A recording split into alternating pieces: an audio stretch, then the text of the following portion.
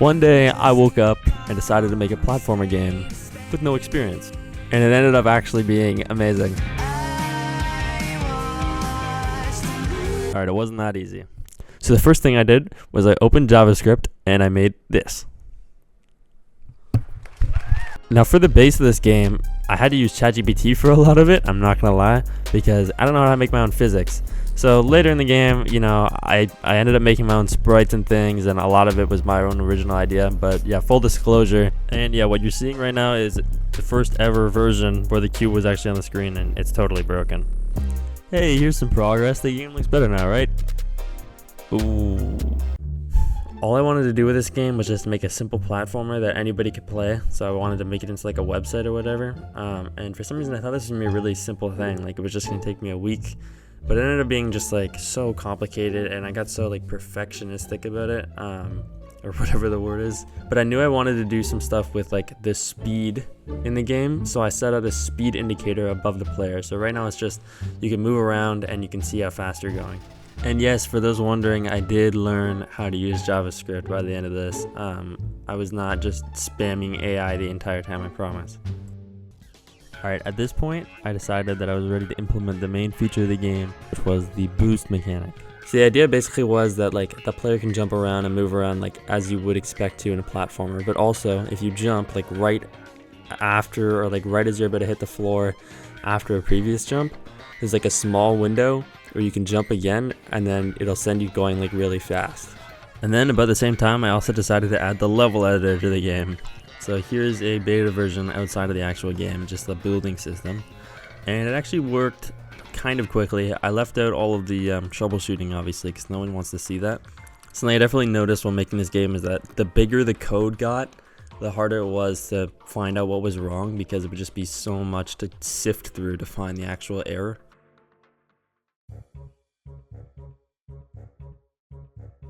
But 4 days into the project, I finally got everything working, and I'll just put down a little compilation of me messing with some of the stuff I made.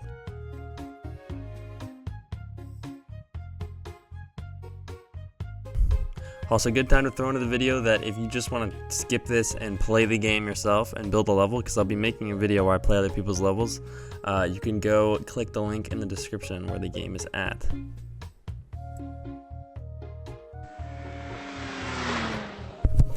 Alright, this is the first time I'm actually talking while I'm making this video, because nobody's in the room. It is finally coming together. We don't have the blue floor anymore, and when you start the game, we gotta just like play, and dude, I'm so happy with this. But now we need to add like spikes so that it becomes a real game. We're almost through the annoying game making part, and then we're gonna get into me doing random silly shit. But this is so perfect. This is like the best baseline, because look at this, bro. I already have like a level editor, bro. I'm actually a professional.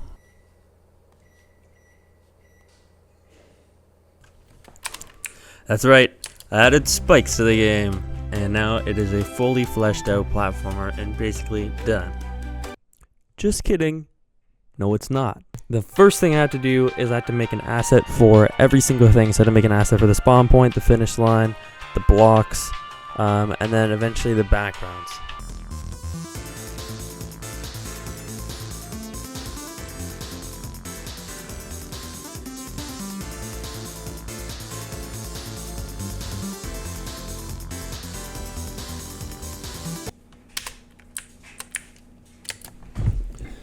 Alright, so you might be looking at this and wondering, what did I miss? Well, for some reason I didn't record any footage of me making any of this stuff. I added some black blocks that basically just don't let you boost when you jump on them, so they work as like normal platformer blocks.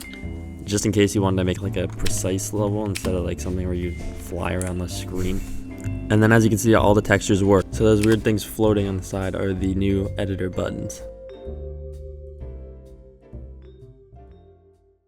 Alright, I think we can all agree that this title screen is pretty lame. So while I work on this background, I just want to talk a little bit more about what the plan kind of is and was for this game. So at the time, I was kind of hoping I was going to be able to make like a level uploader editor kind of system where you're going to have a whole menu where it's like, here's like John Doe's uploaded levels, whatever. You can like go click on his profile and find his levels and things like that. And then it occurred to me later that that was extremely complicated. But I ended up coming up with a system that works well enough. But for this menu screen specifically, I wanted to make like an animation kind of thing. So I made 2 different screens, then I had them kind of flip between each other to make it look like it was moving. And this was also the official moment that I decided to name the game Grid Platformer. I was about to name it Boost and Jump.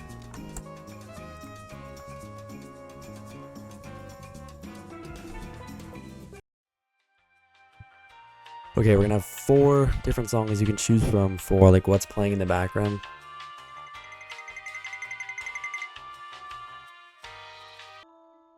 Finally got it working. Oh my god. Here's my beautiful menu.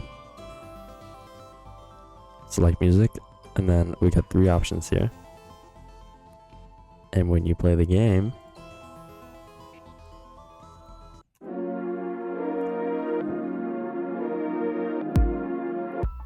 alright, hey guys, I have to record this part on my phone. Don't ask why, it's not important. So at this point I had all 3 songs implemented, 3 of them, and then I got work done on my backgrounds.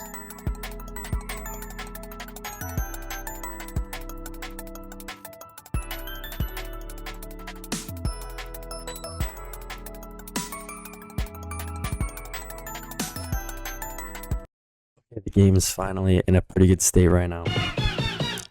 So you spawn in and we start with this background. The blocks are invisible right now for some reason. I don't know why. But like we can change to 3 different backgrounds. They all work. And then we have 3 different songs you can choose from. Oh my god. And at this point the game was almost done, and even though the video is probably getting close to being over, I was only like halfway through the actual work that this game took because everything broke. Everything broke again after this. So I fixed everything. But yeah, so the next thing I implemented was the level editor uploader system. So we're gonna get right into that. Serial. So the editor system that I had heavily planned out, Serial. Okay, so the uploading level system is going to look a little bit different than I initially intended, and that is because of this thing, which is the paste JSON here. But basically the JSON can contain like where the blocks are, what music it's using, what background it's using, like what spikes are in it. So basically you just paste it. It's like a giant thing of text, and then it's just going to make a level appear. This is a level right here. It's going to be something like that. Well, it's going to be like a thing, and then you paste it in, and it's just like, cool. So with this system, I don't actually have to upload anything. You don't have to post a level and store it on the internet. It's just stored as text. But I still wanted like a menu where you could scroll through other people's levels. So you would have to upload like the text file that you could copy. And so I had some ideas for what that menu could look like, but I realized that it was just impossible. I am not smart enough to make an actual menu. So here's the new solution. All you have to do, and it's on screen right now, me trying it, all you have to do is build the level. You just hit S, the S button, and then you automatically save the level as a text file to your clipboard, and then you just press L and it'll load the level for you. And now it's just time for me to upload the level, which actually took me about an hour, not because it's supposed to be that difficult, but because I'm not very smart, and everything kept breaking like it always does. Anyway, I uploaded it in a fit of rage because I was like, I've been spending so much time on this game, I need to get it out. But after I uploaded it, I actually kept working on it, and as you can see, I have updated 111 times since I actually posted the game. But it is now in a playable state. So I'll play some clips on the screen of me building and playing levels a bit, because I feel like you guys might be curious now to see the final state of the game.